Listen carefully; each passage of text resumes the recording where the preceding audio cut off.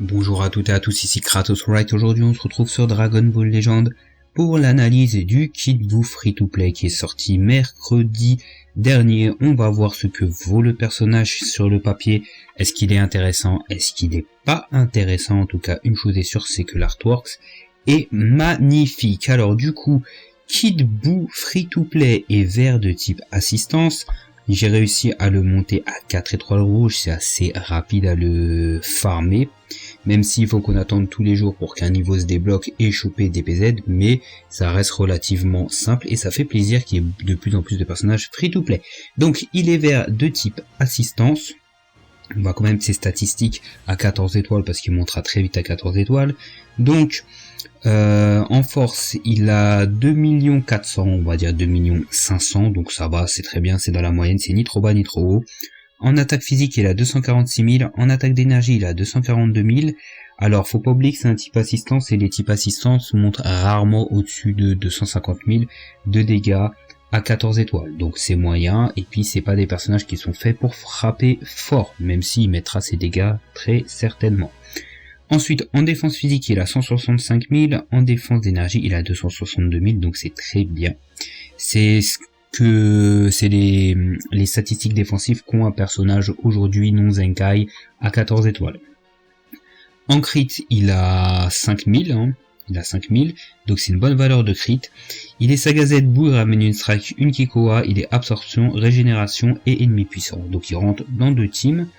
Ses strikes sont normales, ses Kikoa sont normales, sa spé inflige des dégâts élevés de type explosion à l'adversaire. Lorsque l'attaque touche l'adversaire, 100% de chance de lui infliger torpeur. Ne peut être contré par les autres techniques spéciales, à l'exception de certaines. Donc ça, sa spé, elle est excellente, parce que 100% de mettre torpeur, c'est un truc de ouf. C'est un truc de ouf, il y a absolument rien à dire. Sa carte verte régénère le ki de 30, augmente de 20% les dégâts infligés par les alliés pendant 15 secondes, inflige à tous les ennemis un malus de stats réduisant de 1 rang la vitesse de pioche de carte d'art pendant 10 secondes, donc ça c'est très fort, on réduit la vitesse de pioche, on a 32 ki et on booste les alliés de 20%. Ensuite, sa capacité principale, tire une carte d'art spéciale au tour suivant, je rappelle que l'aspect inflige torpeur lorsqu'elle touche, régénère la force des alliés de 15%, régénère le ki de 50, justement pour jouer cette spé, octroie aux alliés un bonus d'état immunisant 2 fois contre les malus de stats. Attention, c'est que les malus, c'est pas les altérations. Et le tout est disponible après 20 secondes, donc c'est sympathique. Sa cap Z augmente de 28% la défense physique et d'énergie des classes ennemis puissants et de 18% l'attaque physique de base des personnages étant à la fois ennemi puissant et régénération. Donc c'est un personnage qui est plutôt fait pour être joué en ennemi puissant plus que régénération parce qu'il n'a pas de cap Z régène. Après vous pouvez le jouer en régène, mais je pense qu'il sera moins bon en régène qu'en ennemi puissant. Ensuite, son premier passif, une fois entré en scène, les effets suivants s'activent, augmente de 60% les dégâts infligés cumul impossible, réduit de 35% les dégâts subis pendant 10 secondes, inflige à tous les ennemis un malus de stats augmentant de 20% les dégâts qu'ils subissent pendant 15 secondes, détruit au hasard une carte de l'adversaire. Donc c'est un très bon main, augmentation de 60%, réduction de 35%, après c'est que 10 secondes donc c'est court, inflige à tous les ennemis un malus de stats, c'est très bon, et détruit une carte. Donc il est bien son passif, par contre il faut faire attention parce que c'est dispellable tout ça. Ça c'est dispellable. Après, il suffit de le refaire rentrer pour qu'il rebénéficie de tout ça. Donc c'est plutôt pas mal. Et c'est pas un personnage qui doit être fait pour rester longtemps sur le terrain. Il vient sur le terrain, il met ses malus, ses bonus aux 2 alliés et après il repart. Ensuite, son second passif, lorsque vous vous repliez, les effets suivants s'appliquent aux alliés, régénère le ki de 30, augmente de 30% les dégâts infligés pendant 15 secondes. Après une attaque ennemie, les effets suivants s'activent, réduit de 2 secondes la durée de mise en attente des alliés, se déclenche 2 fois, régénère la force de 10%, se déclenche 3 fois. Donc c'est sympathique aussi ce dernier passif. Alors, ce Kid Buu, est-ce qu'il est bien? Pour moi, sur le papier, il est sympathique. Il n'y a rien à dire, il booste ses alliés, etc., etc. Il met la torpeur, par contre ça, la torpeur, si vous pouvez la mettre avec lui, avec l'aspect, c'est excellent.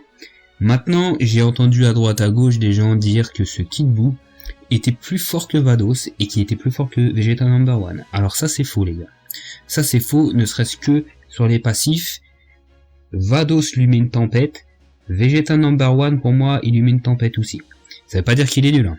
Je pense qu'il va bien renforcer la team ennemi puissant et rien à dire, c'est pas qu'il est nul. C'est que faut vous rendre compte de Vados en fait. Je crois qu'il y en a qui se rendent pas compte de Vados. Même Vegeta number 1, je le mets pas au niveau de Vados. Alors, il est presque au niveau de Vados, hein, Vegeta number 1, attention, il est bon. Mais il y a des choses que Vados a, c'est un truc de ouf. C'est à Vados, elle fait une cover, elle détruit à chaque fois 2 cartes à l'adversaire.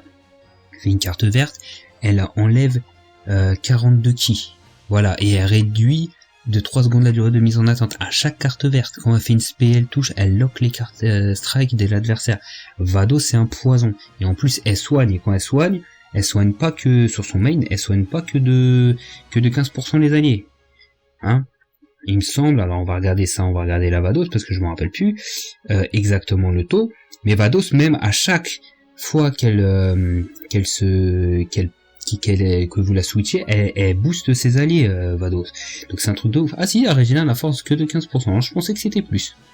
Mais par contre, regardez, elle augmente de 30% les dégâts pendant 60 secondes.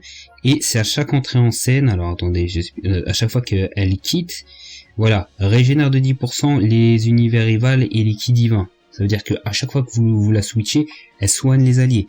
Donc pour moi, Vados c'est quand même au-dessus. C'est au-dessus à beaucoup de niveaux. Et je juge le personnage à 14 étoiles, parce que ça fait longtemps que j'ai à 14 étoiles Vados. Lui, bon, il est pas encore à 14 étoiles, mais bon. Après, ça reste un excellent perso, mais il faut remettre les choses à leur place. Alors, moi, j'y l'ai joué, ce Kid Buu. Peut-être qu'il faut que je le joue plus, mais moi, je le trouve pas ultra ouf en vérité. Après, c'est peut-être ma team ennemi puissant. D'ailleurs, on va regarder à quoi ressemble ma team ennemi puissant. Par exemple, moi, ma team ennemi puissant, j'ai pas Kid Buu LF, par exemple. Alors, c'est pas ça. Allez, où ma team ennemi puissant? Alors, j'ai celle-ci ennemi puissant, et j'ai cette version-là. Alors, c'est peut-être pas la version la plus opti, mais en jouant dedans, j'ai eu une impression de... Bah, en fait, quand je prends Kid Buu, de me gâcher un personnage pour la simple et bonne raison que, voilà, partir avec Vegeta, partir avec Broly, ou peut-être Jiren, ou un des deux autres Broly, bah, voilà, t'as que des personnages forts, et lui, quand il est là, bah, je sens pas réellement que ce qu'il rapporte en termes de dégâts et de bonus à mes alliés, c'est si décisif que ça, en réalité. Après, il y a peut-être une autre version de la team que de toute façon, il y a une autre version de la team que je vais tester. Il sera peut-être plus efficace dedans, des fois c'est ça. Mais voilà, par contre Vados, tu peux la mettre dans toutes les compositions, ça passe. Vegeta number 1, tu mets dans toutes les compositions, ça passe. T'as pas l'impression d'avoir un personnage qui te handicape. Lui, pour l'instant, j'ai eu un personnage, l'impression qu'il m'handicapait un peu. Après, attention, c'est pas un avis définitif parce qu'il faut que je joue encore un peu plus le personnage. C'est ça, parce que il y a des gens qui l'ont utilisé, qui le trouvent excellent. Bon, après, on n'a pas tous les mêmes attentes d'un personnage. Il est pas 14 étoiles non plus. Après, peut-être il faut que je trouve la bonne compo. En tout cas, ça reste quand même un bon personnage. Il faut le farmer, c'est clair et net.